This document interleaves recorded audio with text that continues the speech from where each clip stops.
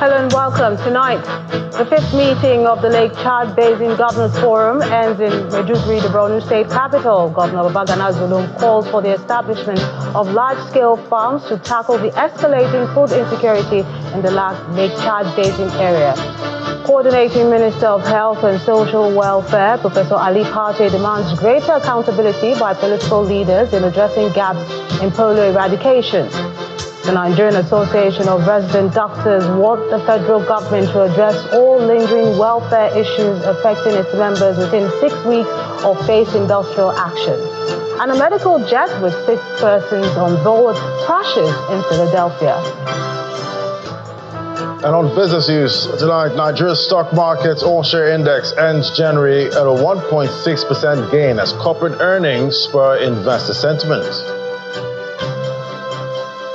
And on sports news tonight, Israel Adesanya suffers a devastating second-round technical knockout at UFC 250 during his fight with French opponent Nasruddin Emavov.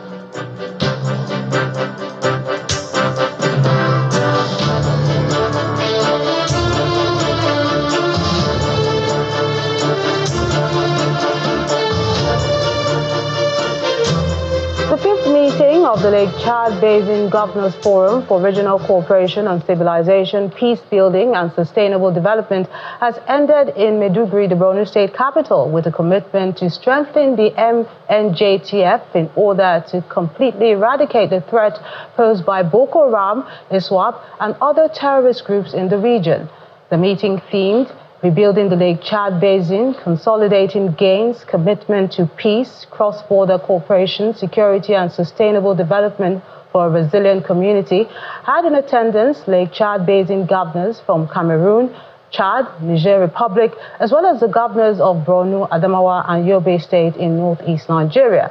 The forum recognized and commended the substantial achievements made under the regional body for recovery and resilience of the areas affected by Boko Haram in the Lake Chad Basin area, which have significantly contributed to peace and sustainable development.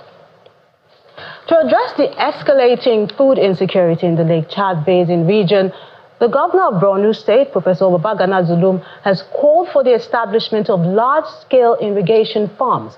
He made a call during a panel discussion titled Ensuring Food Security Through Building Resilience of Food Systems in the Lake Chad Basin region. Governor Zulum emphasized that the Lake Chad Basin region is endowed with vast arable land which, if properly utilized, can contribute to the region's food security. He also underscored the importance of collaboration between regional governors, critical partners, and the United Nations to establish irrigation farms that can efficiently be managed by agricultural experts. The governors of the South-South Forum have pledged their full support to revive the Braced Commission.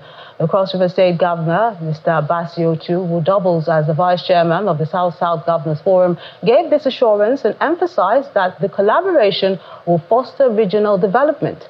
The governor, who was speaking at the Margaret Epo International Airport in Calabar, the Cross River State capital, explained that the Braced Commission will also intensify efforts to promote peace and understanding amongst the sub-region. The Braced Commission stands for Bayelsa, Rivers, Akwa Ibom, Cross River, Edo, and Delta states. I believe it's a greater call to service. And like I said in my speech there, Nigeria is undergoing a very serious restructuring, economically, particularly in its fiscal responsibility. Times are tough, but I believe that we have to bite this bitter pill to be an independent nation. We are turning around the corner, and it's very important that South-South sockets right to the center to make sure that the restructuring is correct and we go beyond the politics of power. There's going to be greater unity, and the sincerity of purpose is there, so the objectives we are going to meet up, and the service delivery to the people will be world class. Yes, the Braced Commission has been activated again. It's actually what I would call the brain machine of South-South as a whole.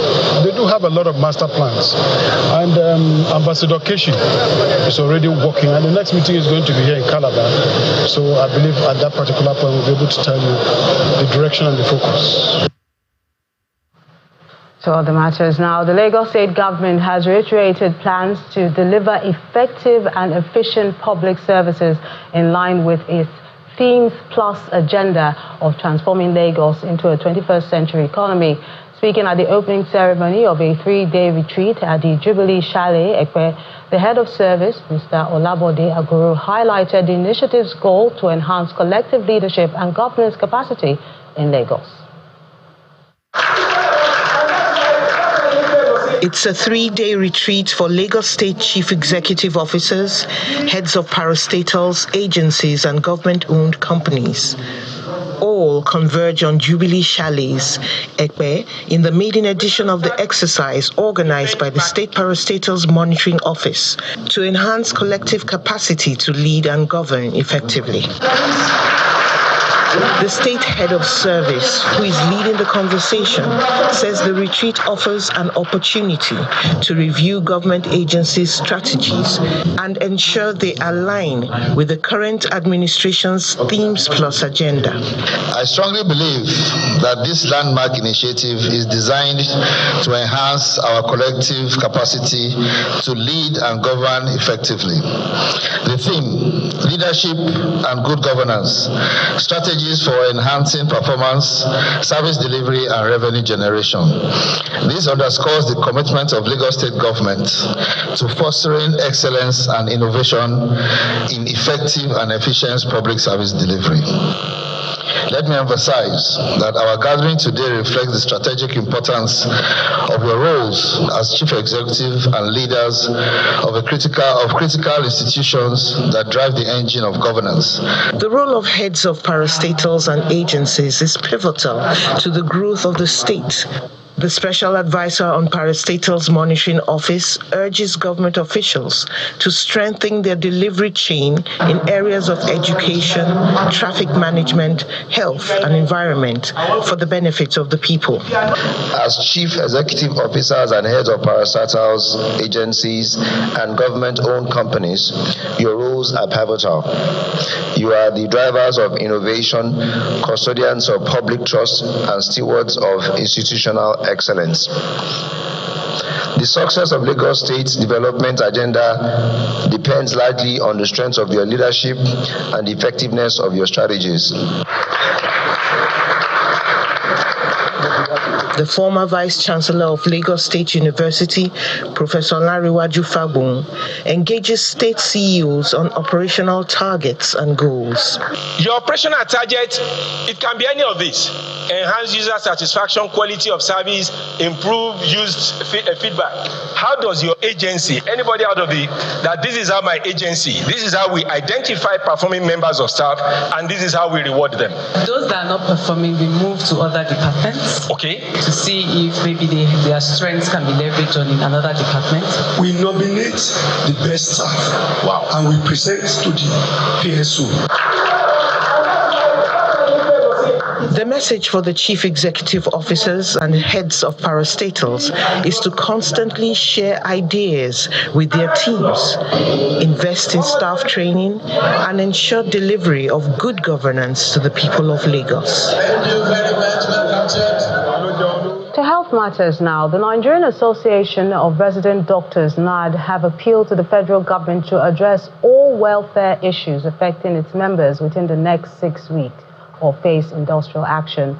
The president of the association, Dr. Oshundare Zenith, told the news conference in Abuja that doctors working in various federal and state medical facilities are being owed arrears of allowances and the consequential adjustments resulting from the new minimum wage. He asked the federal and state governments to prioritize their welfare in order to prevent a brain drain in the sector. The NEC urged the federal government to promptly pay the arrears of upwardly revised comments and the outstanding salary arrears without further delay. The NEC demands the full implementation of consequential adjustment of 2019 and 2024 minimum wage on our basic salary and allowances, along with the payment of all accrued arrears.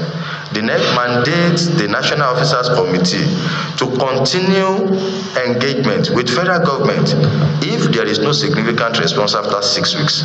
the NEC will call an emergency national executive council to reappraise this situation.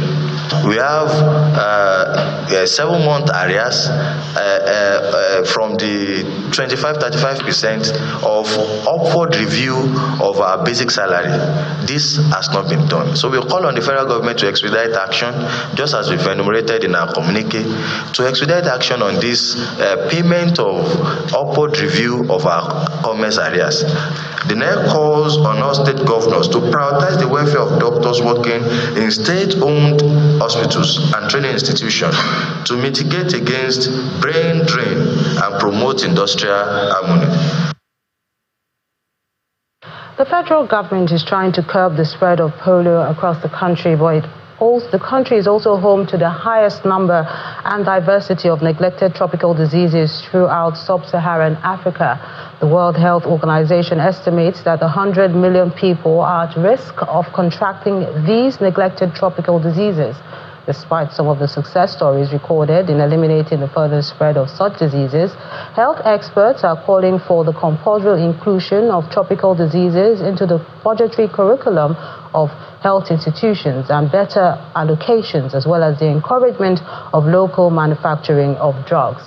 Our health correspondent, Victoria Longjohn, looks at the challenges as Nigeria joins the rest of the world to mark the International Day for Neglected Tropical Diseases. The World Health Organization set aside January 30 to raise the profile of neglected tropical diseases, to highlight the suffering they cause and garner support for their control, elimination, or eradication. According to the World Health Organization, NTDs are a diverse group of 20 conditions that are most common in tropical regions, resulting in disability, cognitive damage, disfigurement, and even death. Nigeria is still battling 14 of the 20 neglected tropical diseases listed by the WHO. The country also accounts for 25% of Africa's NTD burden and 50% globally, indicating its significance to the worldwide challenge of the disease. In 1947, Nigeria began to combat neglected tropical diseases, and since then, other initiatives have been actualized. The country has so far made remarkable progress in its efforts. For instance, the elimination of guinea worm disease from more than 650,000 cases in 1988 to 0 cases in 2014. 2 states, Plateau and Nasarawa, have also interrupted the transmission of onchocerciasis, also known as river blindness. 8 states are also near elimination stage. Lymphatic filariasis, also known as elephantiasis, is also on a downward trend, with only 37 local government areas near elimination. The disease is found in 520 local governments out of the 774 local governments in Nigeria.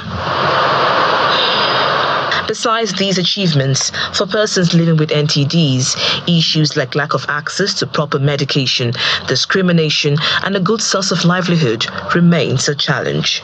Why it even got to this stage and why you see those that have it, that their legs are very large, is because they don't have access to primary health care. The primary health care is not well equipped in Nigeria. If the primary health care was functioning very well, my case would have got into this. At the early stage, they would have cut it off, because it's a drug you can take at the very early stage that we stop it. I cannot afford medication, and I have accepted my fate. My situation has caused me to miss so much in life. It's so difficult to get any work because of my condition. Other states provide people like us with monthly allowance, and we urge the Kebbi state government to do the same. However, health experts believe government must improve on investments, human capacity development, and health education to curb the spread. We understand that there are certain restrictions that have been placed on some commodities, particularly pharmaceuticals, into the country. That has a tendency to impact on NTDs if the government does not give us waiver for those medications. Encouraging local production of some of these medications will also boost the numbers, so that areas that require these commodities are able to get it and use it timely. Nevertheless, the government is reiterating its commitment to prioritizing neglected tropical diseases on Nigeria's health agenda. Presently, we are aligning and collaborating with the mental health program and other diseases of public health importance. The essence of this is for us to implement in total the set target within that framework that we are implementing in terms of mass administration of medicine, assessment, as well as distribution of medicine to those who are affected by neglected tropical diseases. Presently, at least like ₦1 billion has been voted to NTDs now. Only snake bite alone, government last year got over 400 million to procure antivenom. But even at that huge sum, it's not enough to cater for the number of cases that we are having. As Nigeria aspires to eliminating NTDs by 2030, government and stakeholders are expected to commit to the ideals of the 2021 to 2030 WHO NTD roadmap, which provides ambitious targets and innovative approaches to eliminating the disease. From Abuja, Victoria Longchun, Channels Television News. In part two, after the break, federal government speaks on plans to eradicate polio and boost routine immunization. That's in a moment. Please stay with us.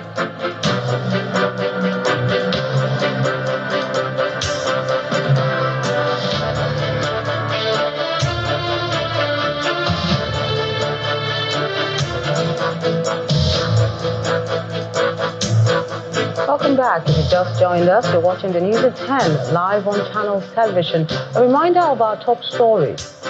The fifth meeting of the Lake Chad Basin Governors Forum ends in Maiduguri, the Borno State capital. Governor Babagana Zulum calls for the establishment of large-scale farms to tackle the escalating food insecurity in the Lake Chad Basin region. Coordinating Minister of Health and Social Welfare, Professor Ali Pate, demands greater accountability by political leaders in addressing gaps in polio eradication. The Nigerian Association of Resident Doctors want the federal government to address all lingering welfare issues affecting its members within 6 weeks or face industrial action. And a medical jet with 6 people on board crashes in Philadelphia.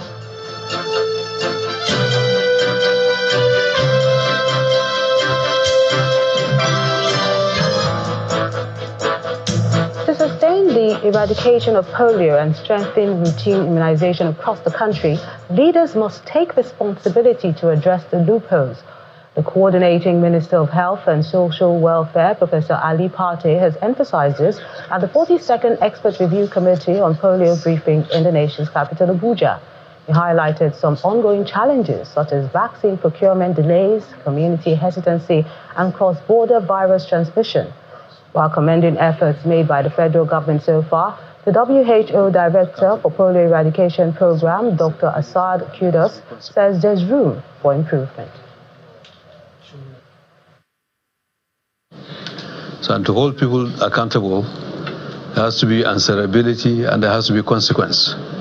On the political leadership, from the President, the Vice President, the Economic Council, up to the governors, and we'll have the next NEC meeting and we'll go and continue to push. I'm responsible for that. And I take that responsibility and I continue to push, and I will not pass the buck on that.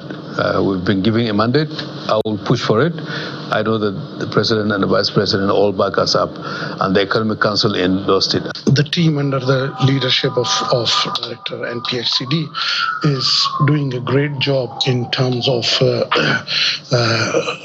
what we call zero-dose initiative to vaccinate the children through routine immunization. And also this initiative of Big Catch-up was very impressive, I must say.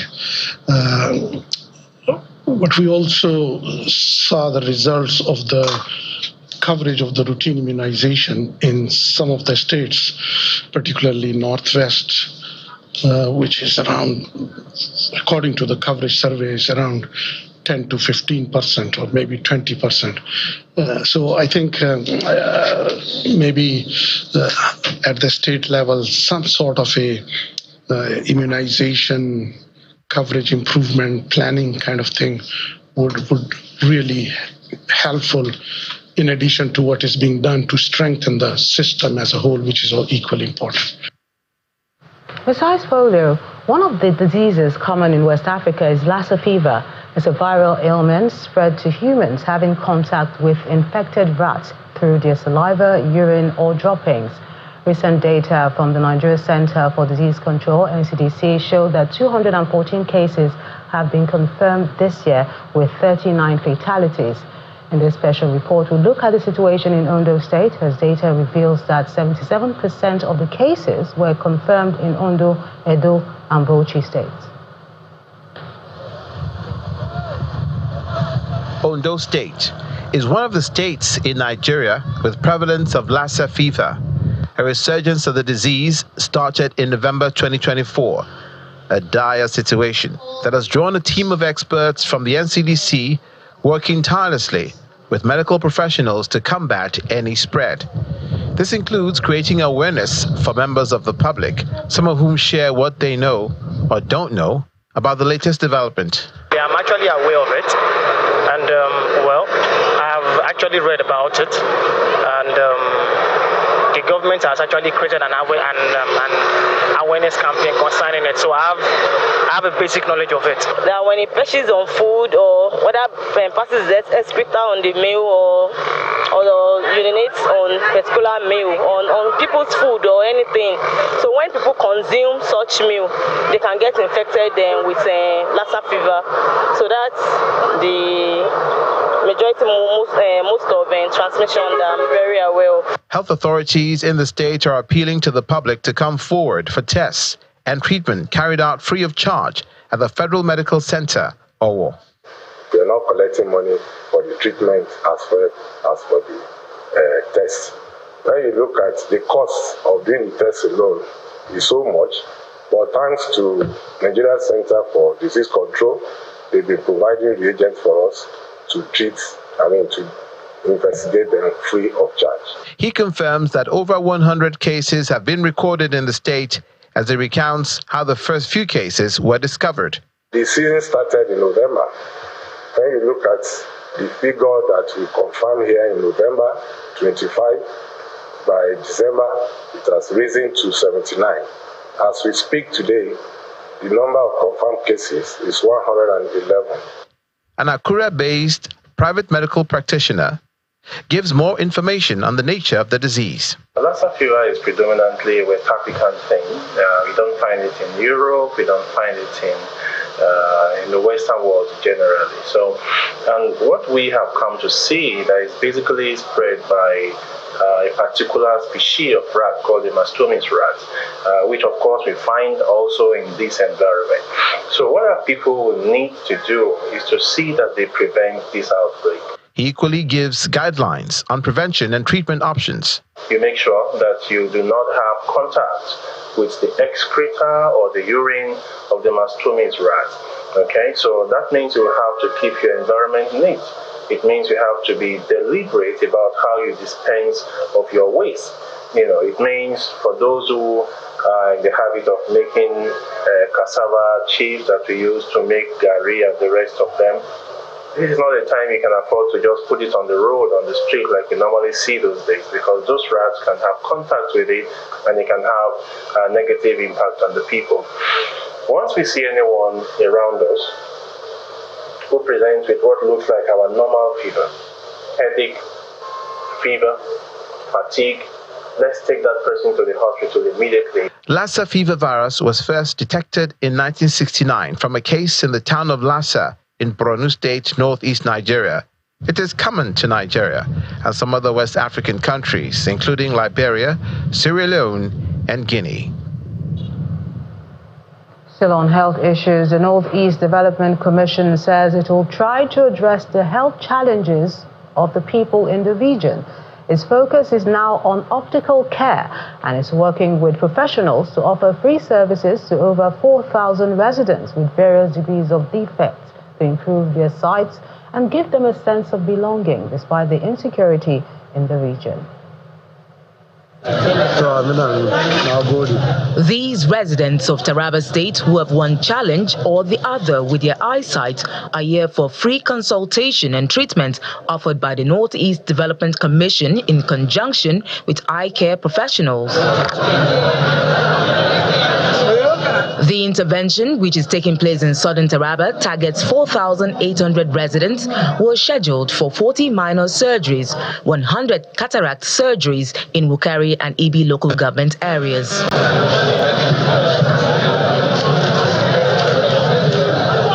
The partnership is described as massive and timely, as only 3 optometrists practice in the state. The eye care needs in the state is actually very great. Unfortunately, we don't have enough manpower in Taraba State. We don't have enough facilities. People cannot readily access eye care, when they need to do so. So this is a great opportunity for a lot of people to have their eyes checked. Some have been going around with blinding cataracts for several months and years. They cannot afford the cost of surgery. So it's a great opportunity for them to have this treatment at no cost at all. The Northeast Development Commission says the exercise is part of its commitment to bridge the gap in the eye care health needs of residents and will continue to work in the Northeast region's health sector until the number of people with eye problems greatly reduce. They should remain hopeful because by the special grace of God, more of this is going to be coming their way, not just for eyes health care, but other parts of the health as well. It's a gesture that has saved beneficiaries cost of treatment and prevented many from going blind. I cannot see far. So when I came, I could only identify the movement of the finger. So after the surgery now, they just did a VA for me. It's now 6/24. So I can see now at the distance of 6 meters. So I'm so happy to have seen the lights again. I came here purposely because of my eyes problem. And they have done me surgery. And they opened it today.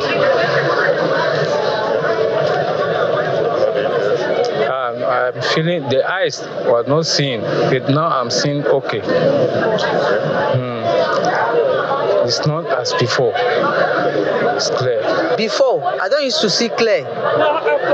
And as I came here, they give me free cards, free medicine, free eyeglass. In short, I can see clearly. Immediately I put the glass, I can read very clearly. The exercise is expected to be replicated in other local government areas of Yoro, Gasol, and Sardina, as well as states within the region to improve the healthcare needs of the people. Still ahead on the news at 10, Nigeria markets all-share index ends January with a 1.6% gain as corporate earnings spur investor sentiment. That's on Business News. Join us again.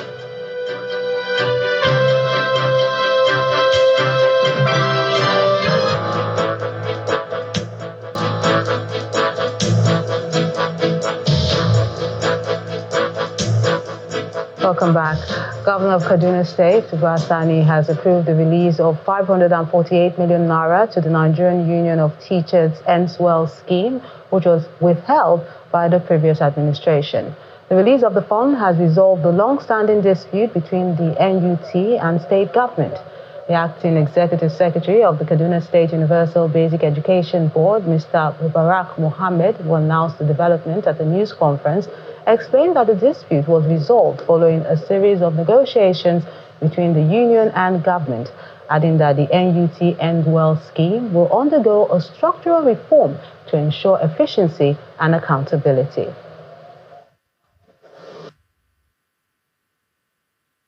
As part of this commitment, I am pleased to announce that Governor Sani has successfully resolved the long-standing dispute between the Kaduna State government and the Nigerian Union of Teachers regarding the NUT End Well scheme, which has an outstanding fund of 548 million naira. The Excellency of Governor has directed for the immediate disbursement of this funds.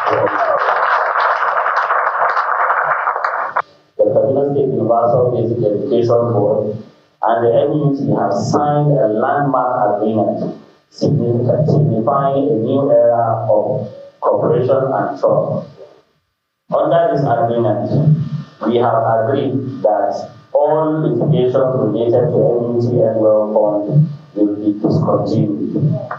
We want to thank His Excellency once more for demonstrating his quality of leadership, of understanding whatsoever before the government without taking step or action that will be harmful to the generality of the populace. Still on issues regarding workers' welfare, after 5 years of working without salaries, some academic and non-academic staff of the Nnamdi Azikiwe University have staged a protest within the university campus in Awka, the Anambra State capital. Speaking on behalf of the group, Mr. Echezonam Ibezim appealed to the relevant authorities to come to their aid as they can no longer cope without being paid their salaries. Bearing placards with complaints of unpaid salaries boldly written on them, some academic and non-academic staff lecturers of the Nnamdi Azikiwe University, Awka, gathered at the institution to express their grievances. Speaking on the matter, some of the affected staff say the problem is in the hands of the university because the IPPIS is no more in charge of paying tertiary institutions, and as such demand an explanation. I got employed here 2019, 2020. I was paid once by the institution, and subsequently I wasn't paid. The reason they gave us was very obvious, was straight, that IPs was supposed to capture us, which was the payment system then. They came and captured some of us, while most of us were not, which I was among them. 2020, they didn't capture us. They told us they will get quota. We kept quiet. 2021, 2022, the same issue. We started protesting. The VC then, Professor Simone, kept giving us hope that he's been going to Abuja. We believed him. He went to Abuja for 4 years and 5 years and left the school. Still no solution. So many active VCs came in, the same story of going to Abuja. So this time around, this is 2025, 6 years now. Most of us are dying. Some of us can no longer cope. So the essence of this procession is to ask, who is sitting on our money? What is happening? We are bona fide workers. I take my students from practical, I take them in every aspect. I have a course I teach. So what's holding my salary? I come from Onitsha every day, transporting myself from all the way from Onitsha. Every day I do that. Every day I do that. Every blessed day I come to this school to make sure I deliver as promised. Now, what's holding the school from paying me? I don't know. Responding to their concerns, the Nnamdi Azikiwe University Bursa says the university is making efforts to have the remaining staff captured in the payment platform. The management is making every effort, reaching out also to the National Assembly to see what they can do to help us. Because in Abuja there is known. This matter is known. In the Ministry of Education is known. If you see the number of letters we have written, it's massive. A lot of presentations. At the point, the minister said we should wait for the constitution of the new council, that the council will take it. Immediately the dissolved council, immediately they came on board. That matter was presented to council. In their first meeting, they also approved it. We went back to the budget office. They said this is not the kind of approval that they require. That this approval should come from either the presidency or people who have powers of appropriation. So here we are. The protesting staff say the economic hardship is biting hard and appeal to the institution to resolve all the issues as soon as possible. The Hydrocarbon Pollution and Remediation Project, HYPREP, has kicked off 2025 with a renewed vigor towards environmental restoration in Ogoni land. The project coordinator and his team inspected several projects across the area to assess their level of completion and also interacted with some health officials from Rivers State. Our correspondent, Deborah Agbalama, has this report. As part of ongoing efforts to restore Ogoni land, HyPrep appears to have hit the ground running as its project coordinator, Professor Nenebarini Zabe, embarked on an inspection tour of critical remediation sites and projects. The first stop is the Kedere Creek in Gukana local government area, where shoreline remediation work is ongoing. Workers are seen removing oil sediments from the shoreline.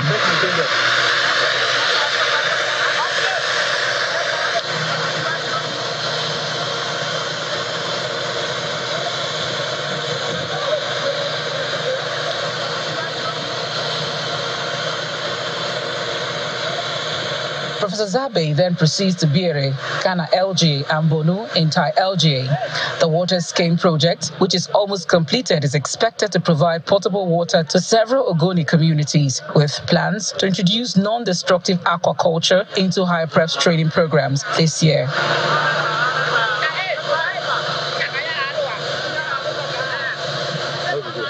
After the inspection, the HyPrep team held a town hall meeting with members of Kedere community to discuss the progress of the cleanup efforts and challenges ahead. HyPrep also hosted the Rivers State Commissioner for Health, Adeze Ure, and some directors to begin talks on potential partnerships to provide human resources for the Bois Cottage Hospital and Ogoni Specialist Hospital in Thai LGA. This synergy is part of a broader initiative to ensure that the people of Ogoni have access to quality health care. The issue raised about the personnel that are currently being employed in the hospital management board, I would say up to 90% have received their appointment letters, and the posting is ongoing and will soon be communicated to the staff. The plan being that on our ministry end, we know that they will benefit from some orientation and all that. The HyPrep project coordinator explained the idea behind the establishment of the health facilities, emphasizing that the facilities are for the people of Ogoni land. The hospitals are open to everybody. So if we are able to strengthen hospitals in Ogoni, of course it will benefit the neighboring communities.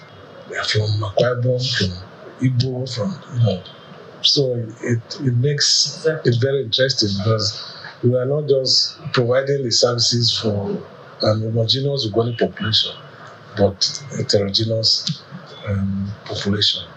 They elaborate more on the partnership scope. Our partnership with the River State government, particularly the ministerial head, has been cordial. Something we cherish because in providing health support to the Ogoni people, HyPrep as a project cannot do it alone, because those facilities are owned by the state government.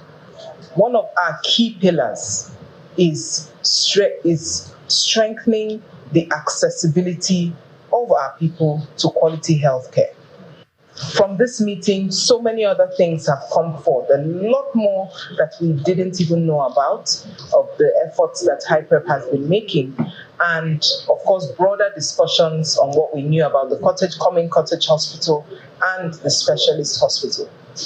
HyPrep's management have expressed optimism about completing some vital projects and remediation sites as part of its mandate of restoring Ogoni land and improving the lives of its people. Deborah Agbalama, Channels Television News. Top Nigerian Afrobeat artists Burna Boy, Davido Asake, Wizkid, Lojay, and Tems have been nominated for the 2025 Grammy Awards for the Best African Music Performance category. The award, presented by the Recording Academy of the United States, popularly referred to as the Grammys, brought about a major shift to global music when in 2024, 3 new categories, Best African Music Performance, Best Alternative Jazz Album, and Best Pop Dance Recording, were included in the lineup. In this next report, our entertainment correspondent Ewalua Ogubodede explores some of the possible outcomes for the nominees of the Best African Performance category and the future of Afrobeat following its rapid impact on global music.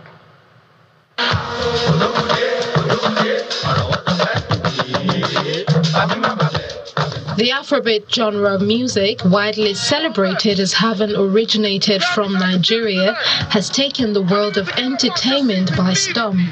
Several Afrobeat acts have been nominated for this year's Grammy Awards. Popular acts including Wizkid, Tems, Davido and Burna Boy are no strangers to the nomination list. We've confirmed now that Afrobeats is the fastest growing genre in the US and probably in the world. As I speak to you now, I'm in St. Lucia in the Caribbean, and I found that they were playing consistently Afrobeat music. Stellar acts including Yemi Alade and Lil J are getting their first Grammy nominations this year, while Tems, who has had 8 Grammy nominations so far, leads this year with 3 nominations in different categories, including Best African Music Performance for Love Me Jeje, Best Global Music Album for Born in the Wild, Best R&B Song for Burning. In my own opinion, that I would prefer Davido. So we should win it. I say Wizkid. Wizkid is the best. Ashake is the best. I'll go for Ashake. I think Yemi Alade's entry is quite interesting simply because she's an independent artist, so she doesn't have a big label behind her. She's had an interesting run as an artist, but then that doesn't, reduce the impact of the work of people like Tems as well. So if Chris Brown wins, it'll be wins for Davido and Lil J, but I think that's also going to be very controversial. With just 2 categories dedicated to the African acts at the 67th edition of the Grammys, the competition is tense. I think it's going to be action-packed. I'm excited about the performances, but more importantly, I think what the Grammys do is elevate the body of work of songwriters and musicians and performers, and gives them an opportunity to be better known globally and to also make money and raise the profile of the career. So yeah, it should be quite exciting. Nigerian creative industry expert and co-founder of Hypertech Digital 9060 Music Group, Efe Omorogbe, believes in the bright future of the sound, with the possibility of the already popular sound becoming a movement and an ever-evolving part of pop culture. I believe that Afrobeats 5 years from now would be bigger. I believe that it will be considerably more expansive. I, for one, I don't view Afrobeats strictly from the lens of stylistic, definition, like a genre. For me, Afrobeats is a broader, in the broader sense of the Afrobeats is a movement. I am looking forward to seeing a medley performance. I would like to see something that has Tems, has Yemi Alade, and has Ashake on the same stage. That'll be amazing. The 2025 Grammy Awards will hold at the Creator Arena in Los Angeles, California on the 2nd of February. The stakes are high and all hands are on deck as fans of each nominee anticipate what's to come. Ewa Oluwa Ogunbodede, Channels Television News. The wife of the president, Senator Olumerimi Tinubu, has commissioned 2 bridges constructed to ease the movement of vehicles in Ilorin, the Kwara state capital. She also laid the foundation for the 140-bed space hospital named after her by the state government. The Tunde Idiagbon Bridge was initiated in 2022, and the wife of the president is here for the commissioning.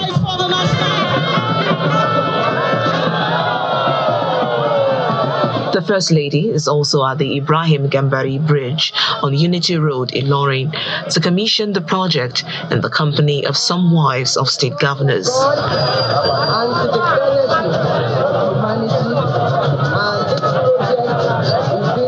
The delegation later converged on the banquet hall of the government house, where 10,000 professional kits were distributed to midwives selected from across north-central Nigeria. The intervention is part of the Renewed Hope initiative to address the demand for adequate skills and tools in the health sector. This is to complement the ongoing federal government retraining exercise of 120,000 frontline health workers nationwide. I am informed that the 54,346 health workers have already completed their training, and that is why the Renewed Hope Initiative, RHI, procured 60,000 branded scrubs and 60,000 crocs as an incentive to encourage and support the tireless dedication of our midwives. Governor Abdulrahman Abdulrazak explained that his administration, since inception, has been investing hugely in the health sector across the state. We've converted the General Hospital in Lawrence to First University Teaching Hospital. The Sobi General Hospital will become the Alikpa University Teaching Hospital.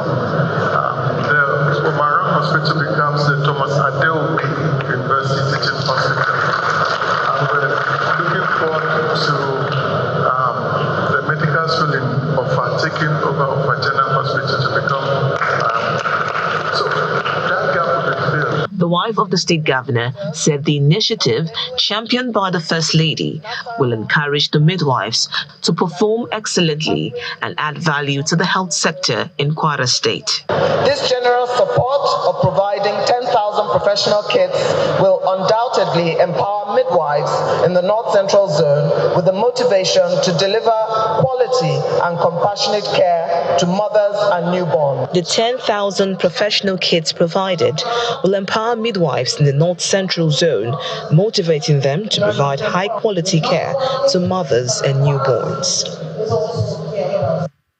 Find out what's happening in the world of business. Laddie Williams has all those details.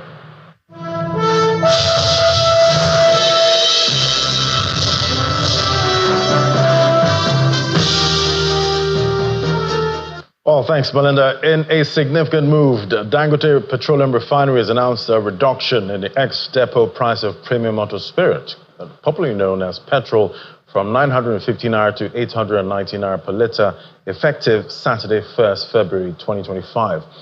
This decision comes as a direct response to favorable trends in the global energy and gas markets, coupled with a recent decline in international crude oil prices. Demonstrating its commitment to transparency and market responsiveness, the refinery highlighted that this adjustment aligns with its earlier statement on 19th of January, which addressed price fluctuations driven by shifts in global crude oil markets. The refinery emphasized that this price cut is expected to significantly lower the cost of petrol across the nation, ultimately reducing the prices of goods and services and easing the overall cost of living. This reduction is anticipated to have a positive ripple effect across various sectors of the economy, fostering growth and stability. Dangote Petroleum Refinery has also called on marketers to join hands in ensuring that the benefits of this price reduction reach the Nigerian populace. And the National Insurance Commission has introduced a new regulation for annuity sector effective February 1st, 2025 in an effort to strengthen and regulate this part of the market. In a statement released, NICOM outlined additional requirements for life insurance companies offering annuity services in Nigeria. The circular, also signed by Mr. Adamu, Director of Innovation and Regulation, is directed to the managing directors and CEOs of all life insurance firms. Its goal is to establish best practices for managing annuity portfolios within the industry. An annuity is a contract where an insurance company agrees to make regular payments to an individual, either immediately or at a later date, in exchange for a lump sum or a series of payments.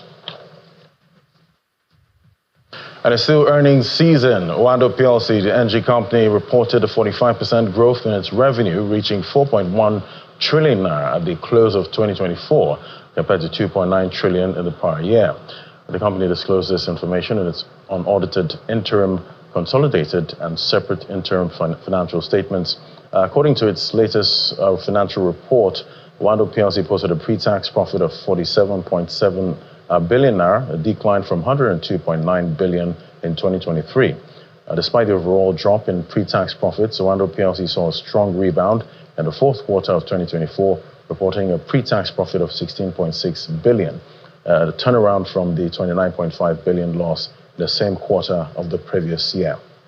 And to the financial services sector now, Wema Bank posted 102.105 billion in profit before tax for the year ending December 31st, 2024, reflecting 134% year-on-year growth. According to the bank's report, gross earnings soared by 89.61% compared to the previous year. Now let's get a check on how your money performed at the Nigeria's market, stock market for the week. The month of January ended up 1.6% as the all-share index climbed to 104,496 points. On a weekly basis, trading activity was mostly strong for the last trading week of January, with volume and deals in the green. To sectoral performance, consumer goods outshined the sectors we track with a 4.01% advance, followed by banking and the oil and gas counter. Chalarams PLC topped the gainers chart, closing at 6.53 naira, up 60.44%, while Veritas Capital Assurance PLC topped the losers chart, closing at 1.09 naira, down 29.68%, with the insurance index down over 1% in January. Trading in Secure Electronic Technology PLC, FBN Holdings PLC, and Japol Gold and Ventures PLC accounted for 998.46 million shares traded this week. And that's it from me in business. Back to Melinda with the rest of the news at 10.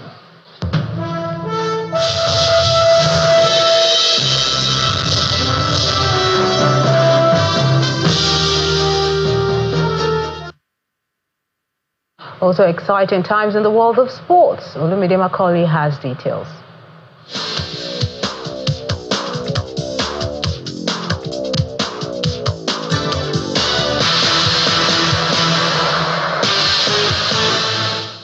Yes, Melinda, exciting times indeed, one of which will be mixed martial arts, MMA, the UFC, where Israel Adesanya fell to his third straight loss on Saturday night against Nasiruddin Imavov at UFC 250. Israel was brutally knocked out by Imavov as the UFC legend extended his losing streak. The former middleweight champion was sent tumbling to the canvas by a huge right hand and then finished on the floor by some heavy ground pounding midway through the second round. Heading into his fight with Imavov, he needed to win to stay at the middleweight top table, but Imavov denied him that privilege in devastating fashion. To football and the English Premier League, Chris Wood scored a hat-trick as Nottingham Forest hammered Brighton 7-0. Elsewhere, league leaders Liverpool extended their lead to 9 points after beating Bournemouth 2-0, courtesy of two well-taken goals by Egyptian forward Mo Salah. In other matches, Everton defeated Leicester City 4-0 at the King Power Stadium.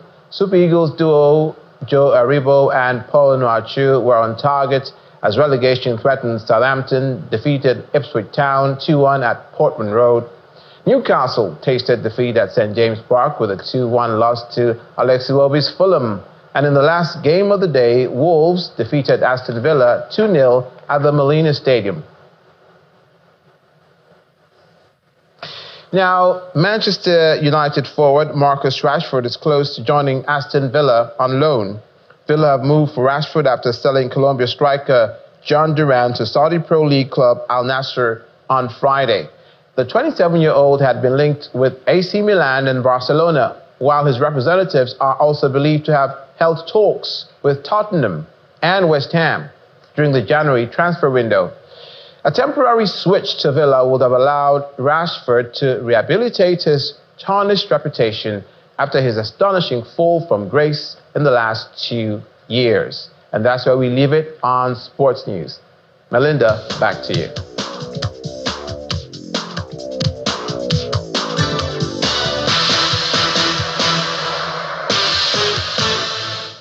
Many thanks, Olumide. On the international scene, a small medical transport plane has crashed into several buildings in northeast Philadelphia, exploding into a ball of fire, setting homes and vehicles ablaze and injuring people on the ground. The plane, which was on its way to Springfield, Missouri, after a medical mission, had a young patient, her mother, and 4 crew members on board. Jet Rescue Ambulance, which operated the LaserJet 55, couldn't confirm any survivors. All 6 people on board were Mexican. The plane left Northeast Philadelphia Airport at about 18:07 local time and crashed moments later. And the main news again.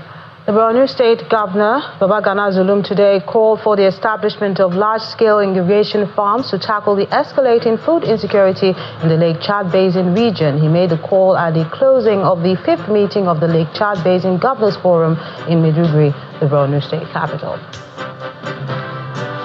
That's the news at 10 tonight. I'm Melinda Akinlami on behalf of the team. Good night.